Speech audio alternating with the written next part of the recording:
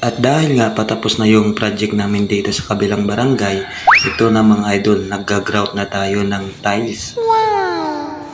Bali ito yung project natin before Pasko mga idol.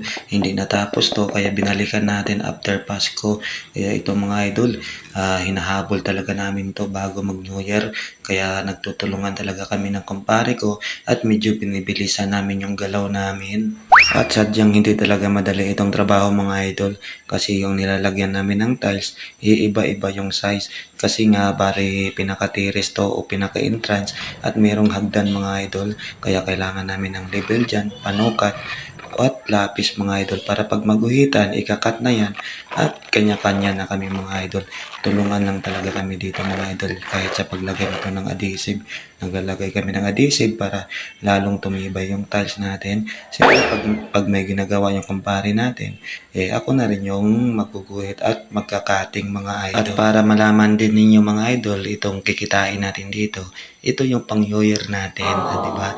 Para maging happy din yung pamili natin sa Bina Noche sa New Year. May pambili tayo ng handa at kung ano pa mga idol. Kaya ito lang yung kapital natin mga idol. Sipagan lang talaga natin para makakuha tayo ng malinis na pera mga idol. At medyo sanay na tayo sa paghawak ng grinder mga idol. Kasi nga halos 4 buwan tayo mahawak niyan dun sa Manila. Kaya pagdating dito sa probinsya, mukhang sanay na talaga tayo kahit anong trabaho mga idol.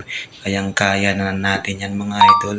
Baliwala na yung pagod na yun mga idol kasi nga sanay na yung katawan natin. At ito na nga mga idol, lumalabas na yung forma o ganda ng gawa namin. Kaya ito mga idol, ilalagyan na natin ng grout yan. Bali ako na yung mag-grout mga idol at yung kaibigan natin o kumpare natin, siya na yung magsisit doon sa may bandang hagdanan. Yung mga siroho ba, yung mga kinakat naming na tiles, yan lagyan na yun. Isit lang niya yan, tapos i-grout natin at lilinisan mga idol. So nice. At umabot nga ng 112 piraso na tiles yung nakabit natin mga idol. Bale 60 by 60 yan mga idol. Bilang na yung mga siroho o yung mga kinat nating maliliit mga idol. Kasi nga kung sa pakyawan, isang piraso na yung bilang dyan kahit maliit na piraso lang. Kaya medyo malawak din to mga idol. Kaya ako na mag-isa na grout dyan. Medyo madali lang tingnan yan mga idol pero nakakangalay lang. Oo mga idol, nakakangalay lang talaga ng kamay yan. Medyo madali lang yung sa paglagay, yung mahirap lang dyan mga idol, yung maglilinis ka. Kasi yung paglagay mo ng grout, hindi maiwasan na kakalat yan.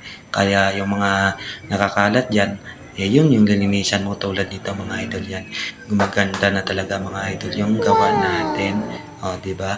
At after natin malinisan mga idol, ayan na yung kinalabasan. Kitang-kita na yung kagandahan ng gawa namin. Kaya thank you din talaga sa amo namin dyan. Kay Nanglin Bailon, thank you talaga sa pagkuha sa amin.